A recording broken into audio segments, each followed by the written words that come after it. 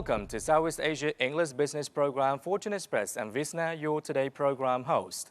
Fortune Express started launching its new special series reports of new financial power. Today, we will broadcast first episode, Digital Payment Rising in Cambodia. While multiple service payments are growing rapidly, digital payment have emerged as an important tool for advancing finance and increase the safety and convenience of using savings, payments, and insurance products. So what is the digital payment?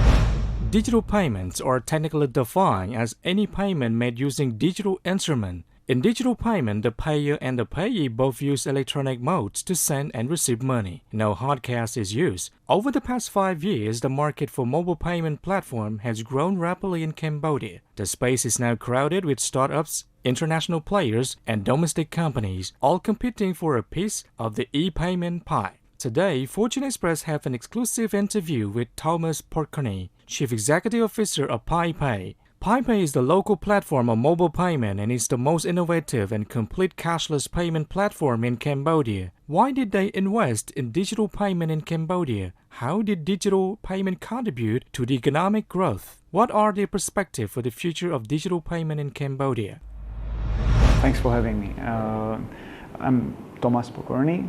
I'm originally born in Czechoslovakia, now Czech Republic. I've been in Cambodia for past 7 years already. I moved here with my wife. She's from Philippines, but we actually wanted here to establish payment venture a long time ago, 7 years ago when we came. We were looking for various opportunities, tried it once. It wasn't as successful, but we had quite interesting exposure. We started building our network. Then I kept looking for investors inside of project that later became Pipay. But meantime, I also did a small e-commerce job. I was CEO of e-commerce site in Cambodia and also outsourcing. We had a few hundred people, almost 1,000 people now in outsourcing entity. I mean, call center, data processing, and a few other things. But finally, in the end, met my current Pipay investors, and together in late 2015, we started preparing and making it happen. So we have 5 kind of co-founders of Pipay. It's local company, so we are proud of saying that Pipay is built by Cambodian and done for Cambodians and built for Cambodians.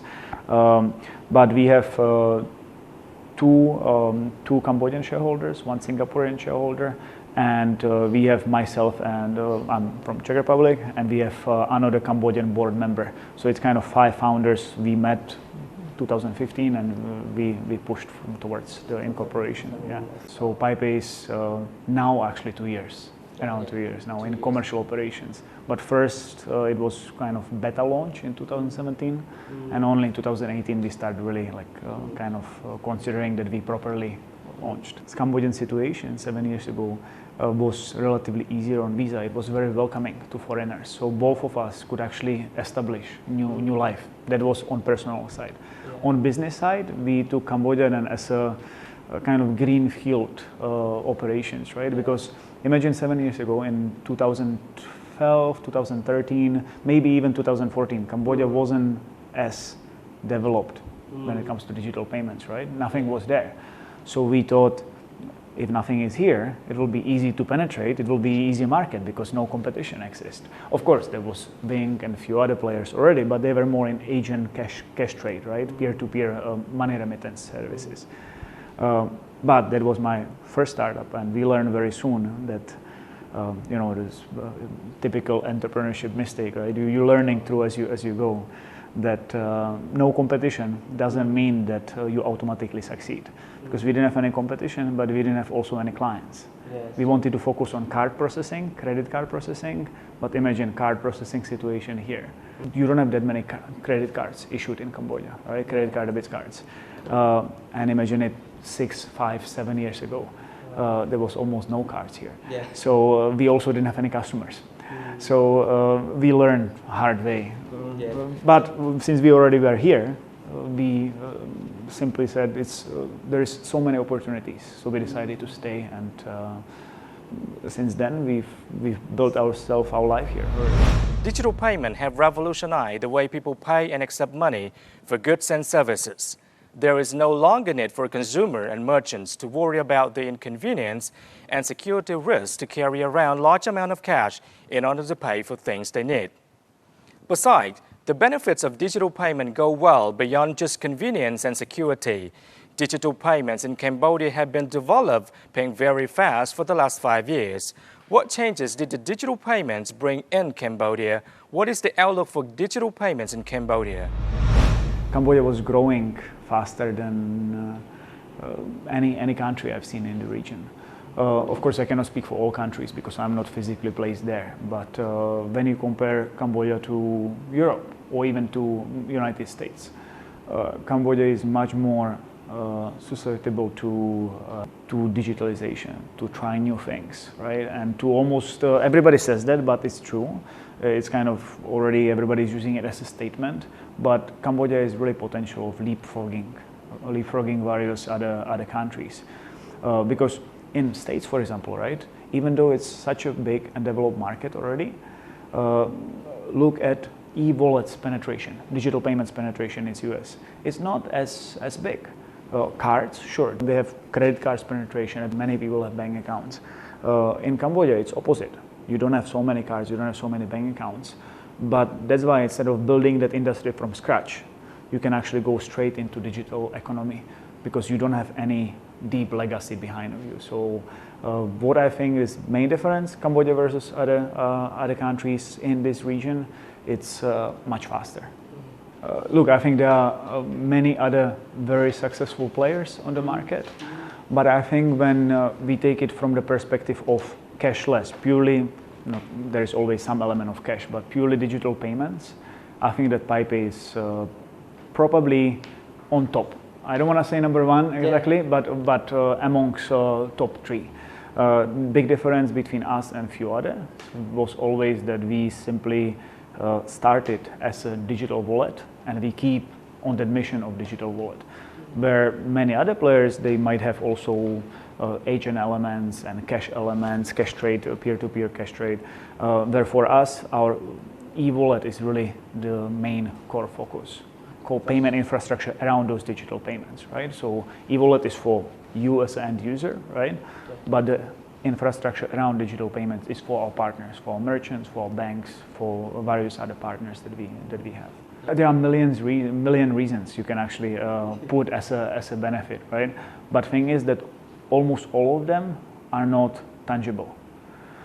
Challenge in Cambodia, right? With the main challenge is actually seeing those benefits, because when multiple players on the market, multiple companies, not only in Cambodia, anywhere in the region, they come and they put in front of you digital solutions and they say, if you use my digital payments, you will benefit. It's more secure, it's faster, it's easier, it's more convenient. But Cambodia is cash-based country, still cash-based economy. More than 80% of population still don't have proper bank accounts, right? So for me to give you e-wallet and you can spend it at, let's say we have 5,000 merchants at this stage, you can spend it at 5,000 merchants. It's fine, but it's still not 100,000 merchants. It's still not entire Cambodia, right? So for me to tell you, I give you benefits today, I would be lying. And most of the companies, they're trying to portray it that way. The digital wallet is the key game changer, key solution. And it's true, but they don't tell you it's game changer in long term.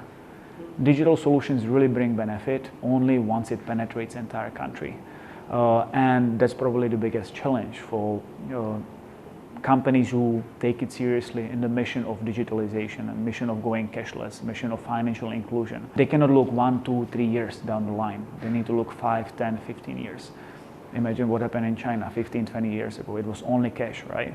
Now it's completely opposite. Almost nobody actually uses the cash. They're looking at you when I come there and still would want to pay cash. They look at me strange.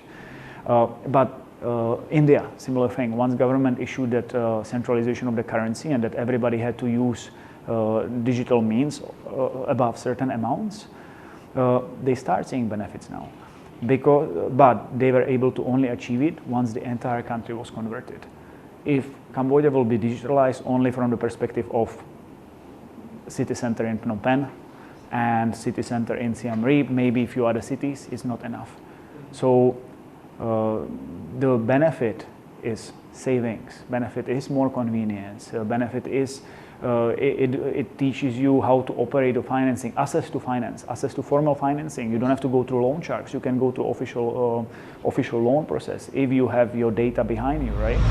Pipay has risen as Cambodia's leading cashless payment solution and has continued to grow with many local and international banks all the way through 2019. Additionally, Pipay can attract more cooperation from giant Chinese companies such as ALIPAY and WeChat Pay. How can they together cooperate, and what are their market strategies?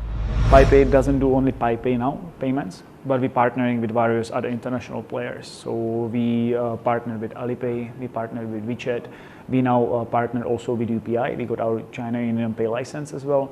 I think actually ALIPAY was our first international partner. It was a big leap of faith for them too, because when we started partnering with ALIPAY, we were just 6 months old. We signed ALIPAY partnership in December 2017, so it was just 6 months when we were incorporated. But because I think ALIPAY saw that we're trying to be fast and penetrate market, provide digital services into as many merchants as possible. So they knew that we are young, but we had license from NBC, so there was the security there. We had a few discussions, and in the end they agreed that they will try it. So it wasn't easy because ALIPAY is a big company. It takes, of course, a lot of contractual work and due diligence, especially from their side on us. But I still think that it was incredible take by both ALIPAY and Pipay team, because from the time we met, I believe that we launched ALIPAY within 5 weeks.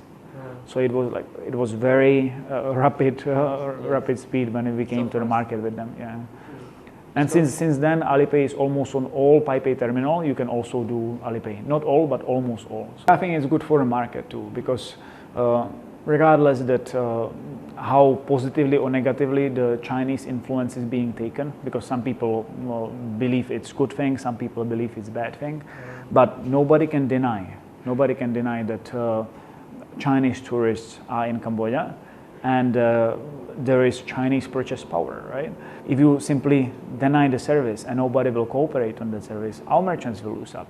Nobody else, right?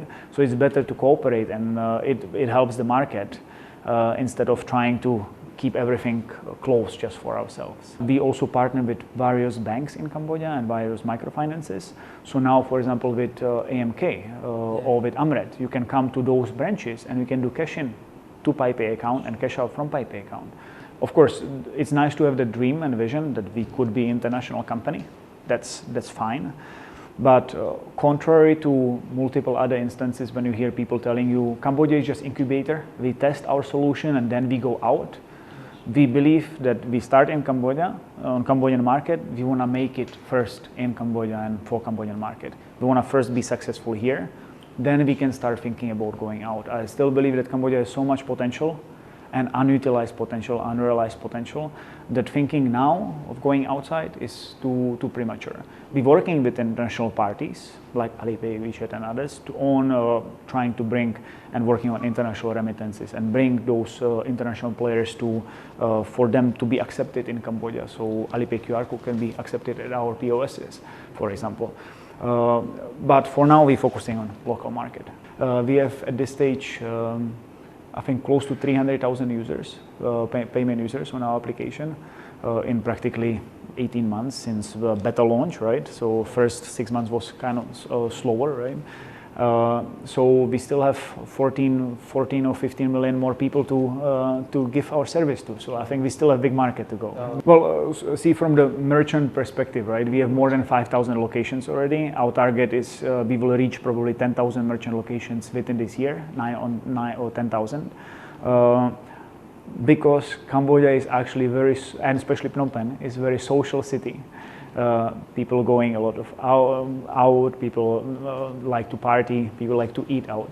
It's actually more than I've seen anywhere. Like you have restaurants on every single corner. So out of those 5,000 merchants, I think that 60%, 65% is in F&B sector. But after that, we have everything. We have electronics, we have services, we have schools, we have complete range of services, gasoline, shopping malls. Now we can shop at Thai Hood, Eon Mall. So literally, and we're trying it, right? For example, me, unless I have to, I use Pipay or card anywhere. So I'm already able to, because now we have Grab in Cambodia also, and you can link your card into it. Yeah. So it's good to start where you have your base, where you have your network, where you are strong already with backing. Mm-hmm. But from the more macroeconomic perspective, Cambodia provided relatively good and stable regulatory environment, right? Multiple companies, when I think I had interview on another TV channel maybe 2 years ago, 3 years ago, it was during that ASEAN Summit, World Economic Summit that was here. And they were saying, well, Cambodia is being seen as a very difficult place to do business because of it's not transparent enough, it's slow, and so on and so far, right? And I told them, sure, there might be certain challenges. Now you can do already things online, but before you couldn't. But you cannot do everything as fast as you would expect, for example, in Europe, just to go and in 5 minutes you incorporate company in certain countries. But on the other hand, once you get things done, you have actually really quite easy ride to reaching your milestones, to expanding and penetrating your market. For example, in our case, we are regulated by National Bank of Cambodia, right? In many countries, it's central banks are not having a really clear picture what third parties, what payment service institutions, they are not banks, can do or cannot do. And sometimes they let them do absolutely everything, so they compete with the banks, for example. And then it creates unhealthy environment. But in Cambodia, there is clear distinguishing pattern between what payment service institutions like Pipay can do and what bank can do. So as a payment service institutions, we need to use, we cannot utilize our money. As a bank, if I deposit money to you, right? Yes. You as a bank can reinvest it. That's what you as a user, that's why you're investing into the bank, because you have your deposit, the bank will operate with the funds. That's how you can get your interest rate and so on, right? From very simplified point of view. But in case of payment service institutions, we cannot reinvest our users' money. Everything that comes to our system, we need to place in trust account with a commercial bank or with central bank. Mm-hmm. So at that point, actually, commercial banks know we don't compete with them. Whatever money comes to our system, yes, we actually placing back to the banking system, right? Yes. And especially on Pipay side, because we have very open partnership model. Money to Pipay can be done through ABA transfer, for example. Pipay to ABA can be done. Now we're working with Satapana as well, for example. So for free, you can send money from Pipay to Satapana and from Satapana Bank to Pipay. That creates cashless transfer service, right? And absolutely eliminates competition between us, because regardless what services Satapana has, we do not compete with those. We don't give loans, we do not provide those ones. And that's what I think Cambodia is much better than other regions, because NBC, the National Bank of Cambodia, really created that pattern that supports partnership, that doesn't encourage competition. Cambodia has a lot of informal economies, informal businesses. You don't have to have necessarily big business and a big business registration and be officially F&B restaurant, right? You can just go to your local Sankat and a small license. So we aiming to have that amount, let's say 20, 25, 30,000 of proper official businesses, but we want to have tens of thousands. That means many, not 25 to 30,000 merchants, for example, but beyond that, we want to have tens of thousands. It can be 50, 60, 70, 100,000. It depends on the potential of small individual merchants. Yeah. And what I mean by that, you know, you're Cambodian, right? Yeah, sure. So those street sellers with noodle carts, coffee carts, right? Mm-hmm. They are not official businesses, but they're selling. So this digital payment service should be available everywhere. You don't have to be big corporation or merchant to use digital service. Now it's still more complicated, but our aim is essentially to offer it. Anybody could come, ideally, download application even for the business, register themselves and start operating right away. So that's why I'm saying there's big potential. Sure, from banking perspective, we have many agreements. We have almost, I think now, maybe 20 agreements already with various financial institutions. So not just banks, but various financial partners. But what's live already at this stage, I believe, is AMK Amret can do our cash in, cash outs. Satapana and ABA, we do money transfers. Pay and Go, our partner, you have those kiosk machines, you can come and deposit your money through Pay Go to Pipay. Within this year, I think there will be 6 more banks coming live, and next year we will keep expanding it. I think 20 banks total will be the target, at least, to have integrated into our system. I would say that Cambodia is around 3.5 to 4 million people using a financial service, not necessarily banking service, but a form of financial service. When it comes to digitalization, however, that's the question I think nobody can give clear answer yet, because having bank account or microfinance account doesn't necessarily mean, or using money exchange for money transfers and everything else, money agent for money transfer, it doesn't necessarily mean that you are digital wallet user, right? Yes, sir. So I would say if it comes to really crunching numbers and for hard reality time, I think we would say that it's less than million. Less than 1 million. When it comes to wallet of really people who use actively, mobile wallets for their day-to-day life, I think 99.9% is less than million. But again, that's why I'm saying there's big potential of going up. Yeah. From the surface, Pipay is, we always say we are like ALIPAY of Cambodia. Of course, we are not yet that big. We have long way before we will be able to achieve that kind of level of success. But Pipay is digital wallet provider when it comes to user perspective. User download our mobile application, register online, we check them online, they can deposit money online without using any cash if they have. Otherwise, they can utilize cash to deposit, and then they can pay for various services with online merchants, offline merchants. Online merchants mean e-commerce. Offline merchant means you going somewhere and utilize your QR code or merchant application to pay for the services and goods. You can also spend the funds using on phone top-ups, bill payments, utility payments, money transfers between Pipay to Pipay, Pipay to banks, Pipay to other partners that we have. Because in order to have that acceptance points for the users, we need to build merchant infrastructure. Initially, we started just for ourselves, and we kind of created closed loop system. So Pipay users can spend funds at Pipay merchants. But it was never our mission to stay with that. We always were fully open. We always said that we prefer partnerships over competition, and that even if it's direct competitor, we still opening our channels to them because we want to really promote open digital platform. Yes. So Alipay came to us, and we also accepting Alipay's payments. So suddenly it's not just our merchants, not only for Pipay, but also for Alipay. WeChat did the same thing. Now we are with UPI as well. Now our POS and ABA POS is shared. Two complete different sets of merchants, but application is installed on one piece of device. Again, this one helps to uniform the infrastructure. Merchant doesn't have to have 10 devices with each different service provider, it increasing the cost. So for us, the building the infrastructure means lowering the cost for businesses and for financial institutions to enable digital services to their users, not only to our users. So we really, our platform, even though it's still in process of integration, but our platform is fully open to the partners and partnerships. And aim is that other users from the banks, not even Pipay users, can spend their funds, not even Pipay funds, at Pipay infrastructure. What people don't realize that Alipay is not the same, but very similar to Visa, UPI, MasterCard, right?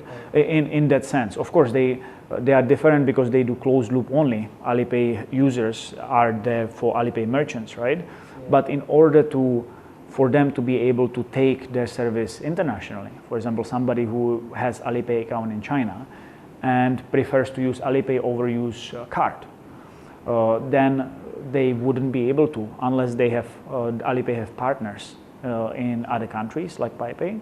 then the user can come to Pipay merchants with Alipay logo and tell merchant, I want to pay Alipay, and our merchant will process the payment through our system. Same way as we're launching with UPI. If somebody has UPI QR code, can come to some of our merchants and who have enabled UPI QR code, and then can pay using UPI QR code at our system. UPI China Union Pay, right? So, and that's the form of partnership. Welcome back. Digital payment market is booming thanks to the introduction of new technological coverage that continuously encourage the emergence of innovative payment methods and consequently creating business opportunities. To intensify competitiveness and enrich the lives of its citizens, Cambodia is aimed at shifting into predominantly digital economy by 2023. During the workshop on policies and direction of Cambodia's digital economy, Cambodia's Economy and Finance Minister, His Excellency Unpon Manirat, said that the economy has been gradually taking shape in the country and creating new business activity in digital payment, online entertainment, and e-commerce. The government has prepared for digital economy and responded to the full industrial revolution to be a priority as the country has to speed up its economic transformation for long-term growth.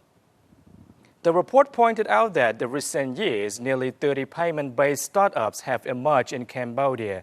The well-known mobile payment system in Cambodia are Pipay, TrueMoney, Li Hua Pay Pro, Pay and Go, eCash, eMoney, SmartLui, and Wing.